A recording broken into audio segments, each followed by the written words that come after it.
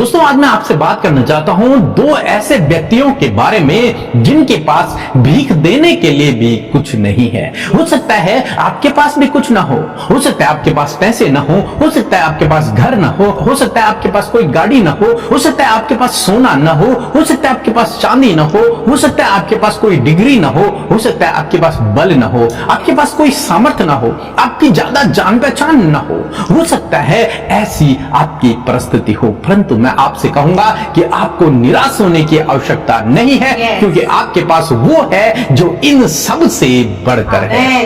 और वो क्या है हम आगे देखते हैं।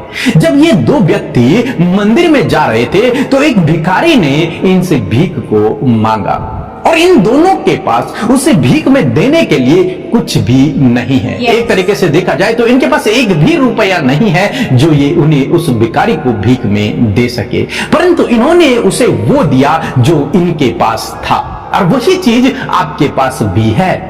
तो हम देखते हैं इनके पास क्या था। प्रेरितों की किताब उसका 3 अध्याय और 6 पद, जहां पर कुछ इस प्रकार से लिखा है। तब पतरस ने कहा, चांदी और सोना तो मेरे पास है नहीं, परंतु जो मेरे पास है वह तुझे देता हूँ।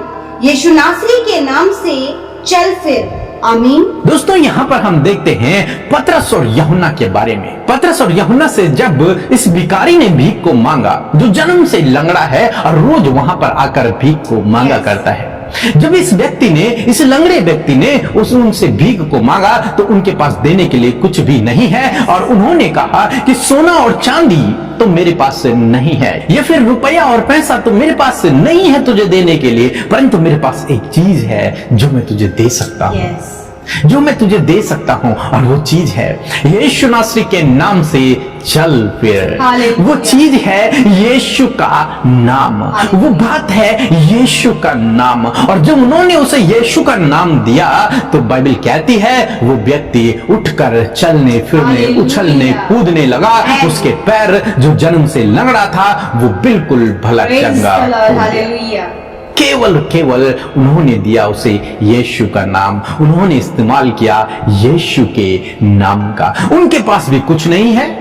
सांसारिक रूप से देखा जाए तो वो खुद भी एक कंगाल है, उनके पास कुछ भी नहीं है, क्योंकि उन्होंने अपना जॉब, अपना बिजनेस सब कुछ छोड़ दिया, अपना परिवार छोड़ दिया है। उनके पास अभी कुछ भी नहीं है। यहां तक कि मैं कहूंगा कि उनके पास शायद खाने के लिए भी ना हो, परंतु वो मंदिर में जा रहे हैं।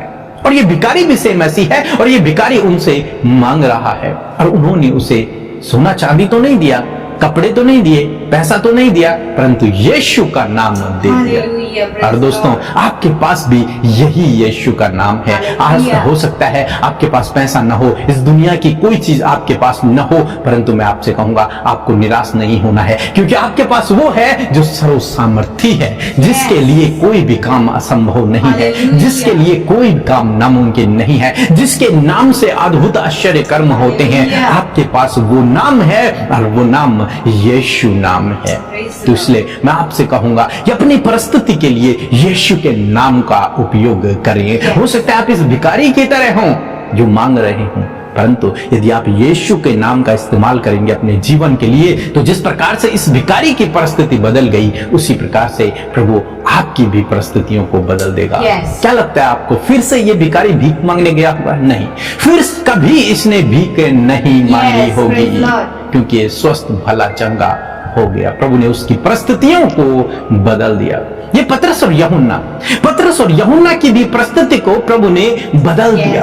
पहले कोई इन्हें नहीं जानता था इस तरीके से कि इनके द्वारा प्रभु अद्भुत आश्चर्य कर्मों को करता है, परंतु आज जब लोगों ने देखा कि किस प्रकार से ये भिखारी चंगा हो गया, तो इनकी भी परिस्थिति बदल गई। दोस्तों हमारा परमेश्वर प्रभु यीशु मसीह परिस्थितियों को बदलने वाला परमेश्वर है। अब हो सकता है आप पतरस और यूहन्ना की तरह हो जिसके पास कुछ भी नहीं है, या फिर हो सकता है आप इस भिखारी की तरह हो जो मांग रहा है और उसके पास भी कुछ नहीं है। दोनों की परिस्थितियां खराब हैं, परंतु यदि आप पतरस और यूहन्ना की तरह यीशु का नाम इस्तेमाल करना शुरू करेंगे अपनी परिस्थितियों के लिए, अपने लोगों के लिए, अपने परिवार के लिए, तो मैं आपसे कहूंगा प्रभु आपकी परिस्थिति को बदल देंगे, प्रभु आपके जीवन को बदल देंगे। सो प्रभु आपको इस वचन के द्वारा बहुतायत से आशीष दे।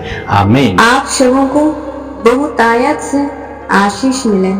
हमारे group brother PK and sis Amrita machine ministry की ओर से सोशल मीडिया एवेंजलिस्ट के रूप में कार्य कर रहे हैं ताकि प्रभु के राज्य हर एक जन जन के द्वारा, आपके द्वारा विस्तृत होने पाए। सो आइए हम सब मिलकर सब्सक्राइब, लाइक एंड शेयर करते हैं। मिलते हैं अगली वीडियो में।